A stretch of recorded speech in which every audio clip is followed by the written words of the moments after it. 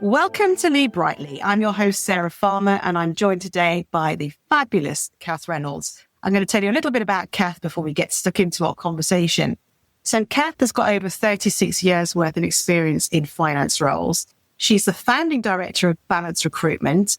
She's also an award-winning professional and was recently named one of the UK's most impressive female entrepreneurs for 2025 by Small Business Britain. She's also a judge for the Best Business Women Awards and a coach and mentor for women in finance and leadership and female entrepreneurs, helping them not just survive, but thrive and succeed. Kath, thank you for joining me today. Welcome to the show. Thank you for having me, Sarah. Very excited. Yeah, absolutely welcome. So shall we start by exploring your thoughts on the relationship between confidence and leadership? And in particular, what happens when people have got maybe too much or too little?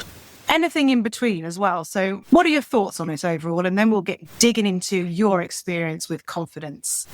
It's been very interesting in terms of thinking about it, actually looking back at 36 years.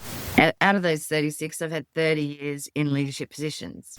So wow, a lot of different companies, different industry sectors, size of teams, and just the relationship. So I have been actually looking back and thinking what worked, what didn't. And for me, it's very difficult, I think, to compare working as an employee for someone else in a leadership role and as the business owner in a leadership role. I've found that is actually, for me, quite conflicting approaches, looking back on it now. I think what works well from a confidence thing, because I've always thought of myself as quite a confident person, and I've had my first leadership role when I was 23. That's very young. Very young.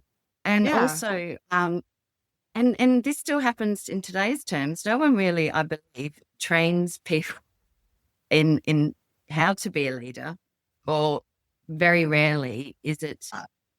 I do. That's exactly. Job. In internal companies, I mean, they promote and they just promote, go, oh, you're good at what you do, now lead others. Whereas actually, it's not the same skill set. And I strongly advise people to go outside to coaches to work on what actually does work and what doesn't. Obviously, back in the day, we're going back 30 years. So I was not given any leadership guidance or whatever. So my style, Sarah, and it kind of has always been, I just went with if they like me, it will work.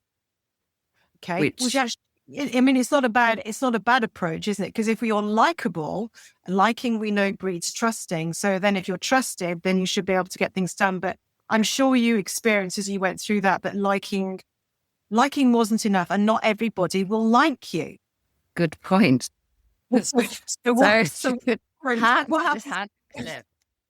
what happens if people don't like you?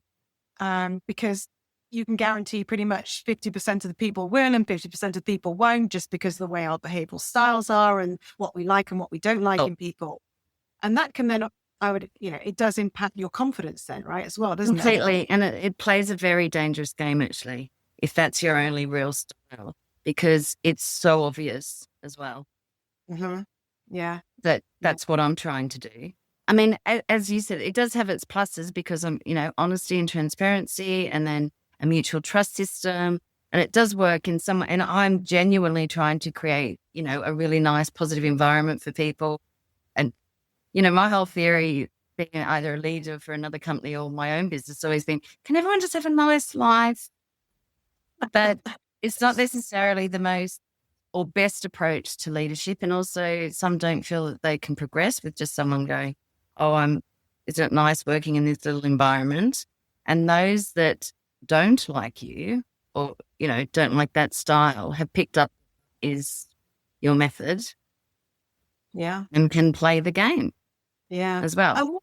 So going down the route of looking at, what's behind, let's make it a nice environment. And I'm intrigued in this, is that often when people talk about, well, I just wanted everyone to be happy. Are you avoiding the unhappiness that comes with different styles of leadership, conflict, handling difficult conversations, all of that sort of stuff. So what's behind it for you? For me, and I'm massive strong believer in this, is that it's sort of finding out more about the person, what they all do, contribute and enjoy. So I've never been, oh, that's your job title, that's what you must do. I'm very, and also being in finance roles, when you're head of finance, it's very common to be head of finance and operations, for example. So I could have teams of finance, IT, admin, HR. When I was looking back, I think the best leadership role I played was when I was working for a company that I managed finance, sales and marketing teams. It was all about, for me, the different departments collaborating and seeing, not saying, putting people in their, little units and saying finance does this, sales does this, marketing does this. When you, as a leader, can bring that all together and just show them how you all impact each other, how we're all after the same goal, and the enjoyment and the natural talent that then comes out. And then when you say to people, no idea is a bad idea, let's run with, that's a suggestion, let's see how that works. Finance people can be creative. Some of the best people with numbers were the marketing.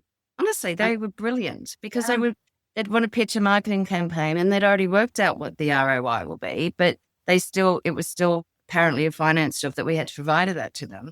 But once you sort of just gave people that opportunity to just thrive in first of all, I mean, the company has to be of a size where you can't just go, look, everyone just join and do what you like. Obviously there's skill sets, but you can say, would you like to try that? Would you want to sit in a sales meeting? I'd like to hear your thoughts on that. Or is there anything in particular you'd really like to have a stab at? So maybe let's look at your core responsibilities, and if there's time, let's add that. And then they could potentially be transferred into a different role, just depending on whatever. I think that is where it works, I was confident in bringing that together. And then my confidence literally empowered them to have their own confidence, and they felt they could speak up, and no one was sort of shy to make a suggestion. And it wasn't, that's so-and-so's job. It was, well, let's be a team. And that's what worked, I think. So what I'm hearing is if the leader, in this case you, has the confidence to be open to feedback, open to questions, open to ideas, and you want everybody to do a good job for the right reasons, anything is possible, right? Exactly. So have there been times when you have either yourself or worked with people that have struggled with too much or too little confidence? Has that ever happened to you, or been on the receiving end of it? Too much would be, I've never felt I've had too much. A lot of people probably assume I am a very confident person just by how I present. But no. And so I've never actually been too much. I think that job I was relating to, that was probably bang on where I needed to be to get the best out of people.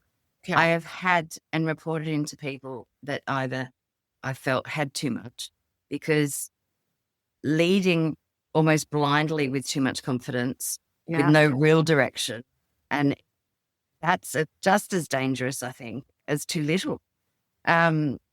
Because you're not inspiring people. It's scary. You're sort of thinking truth of these things. It's not right. It squashes your ability to show up and shine, because they don't want your ideas. They kind of railroad over you. So I've got two things I want to talk to you about. One is this, which is what's it like working for a leader that has, in your opinion, too much confidence, and you felt it some way. But also you made a comment before that, which was people might think that I'm overconfident. Then you went, oh no, but that's not me. So I'll go there in a minute, but tell me a little bit more about so when you've been led by someone with overconfidence, what was the impact on you, or maybe on the wider team, maybe on the organization itself? In one word, horrendous. She was the CEO, I was the CFO, CEO. We set up the subsidiary in Australia for this international company. Very different duties to perform the original setup, because I had to get all the systems in place, but we were together on hiring and all that. But so overly confident that, as you say, doesn't listen to any sort of suggestions or potential warnings. Right. She's sales background, which she had to be to run this sort of, but so overly confident that you're sort of saying, I need a little bit of proof. If you're not going to listen to me and my sort of finance warnings or my finance suggestions or recommendations, I need a little bit of proof as to why and what are you doing and based on what. That's when I start questioning and need evidence. And then it doesn't work well because we should just be supporting each other. We should be after the same goal, both being equally heard, both having full respect for what each other's role is. But I think when someone tries to just almost barrel you out of the way, Yeah. I think Pat potentially maybe felt threatened. What did it do to your, when you think about when you did have to communicate together, I'm wondering how that changed. So you start off with sharing your ideas. Then what happens? Do you start to reduce the amount of ideas you share? Do you give up? Do you get stroppy? Because people reacted to those triggers in different ways. What was yours? I went different. Oh, just to reporting in a different direction So I altogether. skipped local, went head office to Hong Kong. So you did the avoidance route. Yeah. And I just, because I thought we're not getting anywhere. We're a subsidiary of a much bigger corporation. Wow. Also, I don't want to be associated. So it wasn't whistleblowing, but it was, please can I highlight these financial issues to you and do with that what you will, because I'm not getting any further here. I still was managing the finance team on the ground and the sales and marketing. And that was all. I was sort of had us in a little protective shell. This one wasn't really able to bang in on, but I was thinking, we're all going to be impacted by this. People are going to leave. They're not feeling hurt. There's only so much protection I can do. And actually, if it's a CEO refusing to listen to me, she's not going to listen to anyone else in the team. What was the impact of that then? What was the impact of you going sort of circumventing it and going around this person? What happened next? What was the relationship like with you and her? How did that Not impact? ideal. Right. It's a very tricky situation, but my main concern, I thought, oh, look, I can deal with it. I don't have to, as long as the company is getting the right information and as long as the team are happy, then I was still, it wasn't ideal for me mainly. And then life happened and then head office had to come in and do investigations and So can I ask you about that? It wasn't good for you. And this is something that I often find with the clients that I work with is that we kind of say that and we brush over it. But actually what happens to us when we're in that high stress environment can be really unhealthy, can't it? Yes. So I'm wondering how it played out for you, sort of mentally, physically, emotionally, maybe even financially. I was exhausted and I felt bad. It doesn't sit right with me, not being able to work it out with someone one-on-one. That just doesn't, not that I was going behind it. I was still fulfilling my role, doing my duties and all that, so I could sleep at night, but it still wasn't the way I normally would like to work. And then luckily life happened and I got pregnant. So yeah, it was a miracle. Yeah, thank God, got me out of here.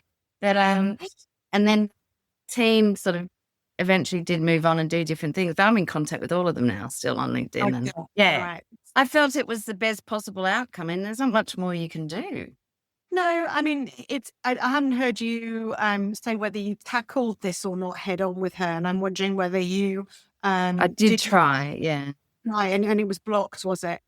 Yeah. Yeah. So it's really hard, isn't it? Because if you've got the confidence to go and have that conversation, but you're still not getting anywhere, then what do? You have to go What around. do you do? Yeah. What do you do? It's amazing, isn't it? How many people are allowed to behave in that way in an organization. Often the louder and the more confidence they appear to have in their own volition, which isn't always true. Often they're hiding things too, but they're just getting louder about it. Yes. I'll get more scared of them. So they don't deal with it. And it causes an absolute ripple effect throughout the organization. Because it impacted you, which then impacts how you are with your team, because you might be more tired, because you haven't slept very well, worrying about this that's often the case, though. The louder or the more confident the people, the more almost they're just trying to divert from the, don't look at that. I'm loud. Yeah. Look over here. Don't talk to me about the detail. Don't talk to me about, Yeah. that's Yeah. fine. I know what I'm doing. Shush, not your job. And Anything. nobody dares to get involved. It's fascinating. Then we've got a little bit of behavioural styles preference coming in here. I would imagine, and I don't have to talk to you about this, but I don't know whether you've done behavioural styles profiling or not. But if we look at what we call a classic red dominant driver, if we're looking at colours or insights or anything like that, I'm almost feeling that person was probably already in that Yes. in that area, sort of as a preference in that area. So, and that can be quite dominating and scary for people to try and deal with. And they attack so you can't get. So what about, let's go back to you then. That comment you made, which intrigued me, was about, people think I'm really confident, but no. And then you brushed off it and went on to something else. Are you confident? I mean, right now, how is your confidence? But have you always been confident in the past, or have there been times when you've really felt your confidence take a knock? When I was very young, put me on the stage, give me a microphone. You give me a dare, I'll do it. Yeah, 50 cents, I don't care. The funny person to put me in the spotlight. And then as you get older and more conscious of yourself. But it's funny because people who've still known me I met a girlfriend last week I lived with her when I was 23. She said, you shouldn't be worried about that. You're so confident. I thought, oh my God, do you genuinely think that? I mean, without going into too much detail, I feel violently sick when I'm doing things like this ahead of time. Oh, really? Yes. And, for you 2 weeks. You need to disappear. Honestly, genuinely this morning. Anyway, but it can be 2 weeks before I'm doing something, and it can even just be a talk at my own company's thing, just saying a thank you. Yeah. So tell me what's underneath that, and this is where the coach comes in. Tell me more about this. So that fear, what's it a fear of? Because if we can find out what the fear is, we can start to look at where that story started, because our brain's linking old news with what's happening today. So maybe some time ago you were on screen and you felt really uncomfortable, or you couldn't answer a question, and your brain's going, oh, remember that time, Kath, when this awful thing happened? And now you're going to go to have this conversation with Sarah. Certain death is coming, panic. But obviously the two things don't go together. And maybe that old story actually isn't relevant at all. But what is it? I try and think, and I think, what? I mean, this is a different situation because it's one-on-one, and when going onto a panel at the beginning of the year, I was actually thinking in my head, would just say someone heckles me or starts screaming, what would you know? I mean, really? Why would anyone be doing that? Is that what it's about then? Is people might contest that sort of that inner narrative is, you really shouldn't be here. You may have 36 years and won an award, but actually, I don't care about that. Right now, you're 4 years old and you're on a stage and you shouldn't be here. I don't know how it feels, right? It's insane, right? Yeah. But I was actually speaking to someone recently about finding, external validation. I'm all for that. Awards are important and celebrating your success. And yes, we do need to say, look at our achievements. Absolutely. Yeah. But it's that internal validation, I think, is just as key, important, and trying to find out what makes you think, no, I am worth it. But, that's a whole nother. Yeah, that's really another hour for that one. However, let's just, because this is actually really, really important. You do come across incredibly confidently. You present really well. You chat really easily. And you've obviously done incredibly well. So we look at you on the outside and we're like, oh yeah, she never have a problem doing this. Wouldn't it even cross my mind that you'd be nervous necessarily about coming on to do something like this? But why wouldn't you? Because you're all of a sudden the spotlight's on you. We're talking about you. So it's probably a normal level of fear and trepidation because, we don't know where the conversation is always going to go. But it's when it tips into the thing that doesn't allow you to actually join me that we have a problem, right? That's what we start to look at real imposter syndrome when we're sort of crippled by it, and we don't say yes to the interview. We don't say yes to being on that board on stage, and we don't say yes to the promotion. Have you ever been at that point? Has it ever been a point where you have avoided Yeah. really? What have you avoided And it doing? makes me very sad because I know this thing, and it's been quite a realization for me last year that I had lost so much confidence.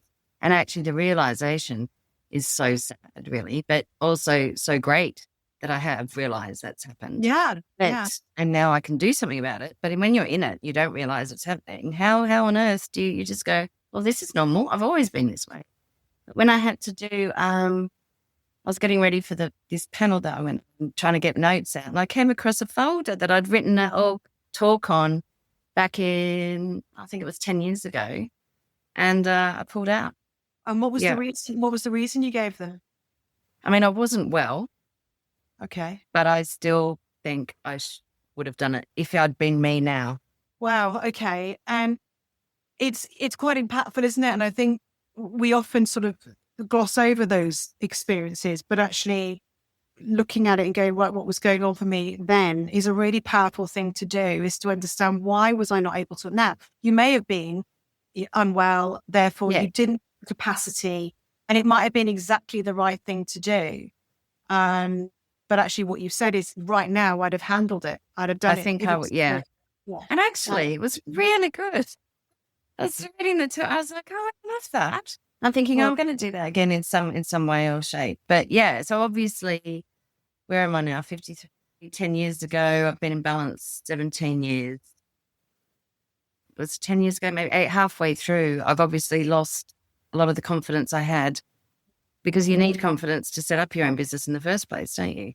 You do. And I know from experience of running your own business, it constantly knocks your confidence. You're constantly asking, am I doing the right thing? I'm a great coach. I'm an absolute rubbish marketer, rubbish at finance. We're all good at something. But you're just constantly questioning yourself, getting things wrong, spending money on things you shouldn't, which could then knock your confidence again. You have to have real resilience, right? To run your own business and keep going for, I've been going over 10 years. How long have you been 17 now. Yeah. It takes some balls, right? And sometimes you think, why? And then people go, well, we never said it'd be easy. It was like, I know, but this. So, considering what you've done, from what I see, is you've probably got more confidence than most. But sometimes it's not enough, and it can stop you from doing things. And it can be really uncomfortable and really frustrating. And have you ever, how it feels when you're feeling like that, sorry. What was the impact on the people that were working for you or with you at that time, when you couldn't be, the person when I couldn't be me? Yeah. See, that's another thing. I mean, this has all started happening since our first chat. I was thinking, oh, wow. Well, the thing I can come away with and think, well, no, we still did well, is because the staff retention was amazing. And it wasn't until COVID that I had the 3 longest members leave, which were 8, 9, and 10 years of service. So I'm like, well, I created the good environment. What I probably didn't do very well, nurture more progression in them. We were trying all the time to, with a small business, it's very hard, isn't it? There's only so much you can go, but you can still personally develop and do different things and expand your horizons that way. And probably I shrunk into a corner a bit. And I just felt I wasn't being heard. To feel you're not being heard in your own business, that's crazy. And that's what makes me now so desperately keen to help others to be heard. Because I think if I felt unheard in my own business, how this must happen all the time with people employed by other companies, that it isn't their own business. And you'd think, surely as business owner, you just keep shouting till you are heard. And I was like, no, that's not me. It's not me. I'm not going to keep shouting and go, you will listen. Yeah. Some people will do that, but that's where leadership either. And do you know, and are you willing to share what caused you to sort of shrink into that corner at that time? What was the trigger? I think now it's a combination of a lot of things, not just what was happening in my personal life, but I think I was in charge of I'd run sales meetings, and although I'm finance, that was the sales bit I would do because I don't generate the revenue. But of course, been in finance for a very long time. This is my 5th recruitment company I've worked for, and I do know a thing or two about how success or suggest a thing or two. And I think there was that sort of just general, and I'm not saying it gender thing, but general sort of consensus is a bit boys club to use that term, although clique would be just as good. And what does she know because she doesn't recruit, even though I'm business owner, but I'm 50% business owner. So as I've said before, I mean, we were in sales meetings and I would look around the room and I could just see eyes rolling. And that to me was, oh, wow. Like it was so upsetting. And then I'd think, hey, come on, just laugh about it, make fun of yourself. And so then I became self-deprecating in in a large environment, so which lose you more respect.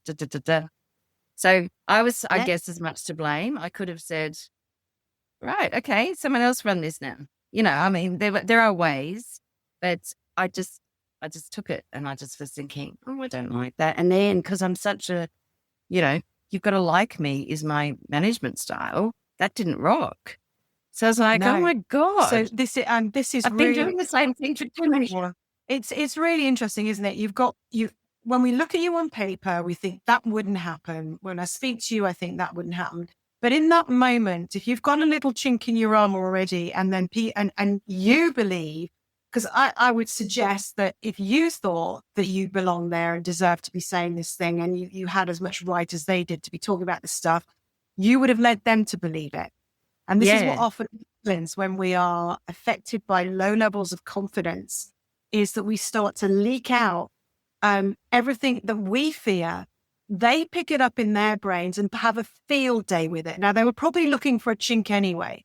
They were probably looking for that, but you gave them something too. So they could then it's almost like feeding on your victim. It sounds awful. And it's all done kind of unconsciously, and it's often done without any malice at all. But we forget our part that we played in making that happen. And this kind of brings me on to sort of like almost sort of the last bit of what I want to talk to you about today, which is with that in mind now, knowing that your own lack of confidence, your own leakage was allowing people to get into your mind and play havoc with it even further. What advice would you give to yourself now or to anyone else that is feeling that their confidence isn't helping them achieve what they want to achieve? What advice would you give? Oh my God, get support. So for me, I'm a Gen X and my parents are the generation where crack on, get on with it, stop whinging. Don't ask for help. That's a huge weakness. Oh my God. So now, obviously the world has changed, and even starting balance, I was always quite, no, I can't really talk to people about it because it just, is it embarrassing that we're this small or this tiny or that the finances aren't great? I mean, we set up in 2008 and, global financial crisis hit. So for 2 years we were under. I was like, oh, I can't tell anyone. That's really poor. And then things would happen and I'd be like, oh, I'm not really sure you can share that. And because recruitment then it was a bit more competition than it was collaboration. Yeah. My whole job was we set up with 3 directors initially, 2 now, but it was me non-revenue generating, 2 revenue generators. My whole job was to take away the stress of doing anything but selling. So then I've just created this little, let me just deal with that stress. I did that work-wise and personal life. And almost people would say, well, why don't you go? But if I didn't have, because I couldn't talk to my team because that's filling in too much information on the business thing. I didn't want to put my business partners off their goal of selling. I didn't really want to share it with personal friends because I just was thinking, it's embarrassing. You have to, whatever. And then sounds like you were protecting yourself an awful lot and trying to protect everybody else at the same time from the truth of what was going on. Reality says, in reality, you should have been able to speak to your business partners. It should have been part of every conversation. But what's interesting to me is hearing that, you say we grew up in a generation where, and I totally resonate with this as well, is put yourself together, stop crying, get on with it. We didn't all get every bit of help that you possibly needed every time something was wrong. It was like, just suck it up, buttercup, and move on. So when you've got that as your belief from a very young age, it can really inform the future, which is, I've just got to suck it up and deal with it. But And honestly, that caused more problems, right? And in the past year, having acknowledged it, thankfully, I literally just keep thinking, I cannot believe I did not do this years ago. And, have your personal advisory board, if you like, and there's all different people around the table, and that can be friends and family, it can be your peers, it can be coach, counselling, a mentor, mentee. I've been mentoring for 3 years, and I think that's really helped as well, because here I am giving confidence to these finance people, these leaders, entrepreneurs, going, you can do this, and we're doing this, and this is how you're going to present in the boardroom next week, and this is what. And I've seen they're thriving, and I'm like, which I didn't have that. It's become much more normal now, hasn't it? To have that sort of access to help. But what's really changed from what I'm hearing from you is your ability to ask for help and your ability to offer help. And I don't know about you, but as a coach, I find that the more help that I offer, the better I become, because I'm learning from them, they're learning from me. It reminds us all the time. Our job of a coach is I think the best job in the world, because we're constantly getting reminded of the things that we are helping others remember, which we can also get. Having your personal board of advisor, your friends, your family. The problem for me, I think, with friends and family is they're usually too involved, and they have a personal opinion on things, and that isn't always helpful when it comes to business. You've got to choose those people quite carefully, which is if you're going for a mentor or a coach or a counsel, whatever it is that you need at the time. They are they're not emotionally connected to it. So they're much more objective, if they're good at it. And they should lead you somewhere. They should help you lead yourself to the place you want to go. Yeah. And different networks you can be associated with it. So even me mentoring someone, but then I receive coaching myself, I think that's really quite important, because I'm getting lifted up or supported, and then I can pass that on to the person I'm trying to support. Okay. Yeah. And also I come off there, like an hour, 2 hour teams, honestly, made my week. And I think, brilliant. That's all I need to do. That's a tick. And that's internal validation right there, isn't it? Absolutely. Absolutely.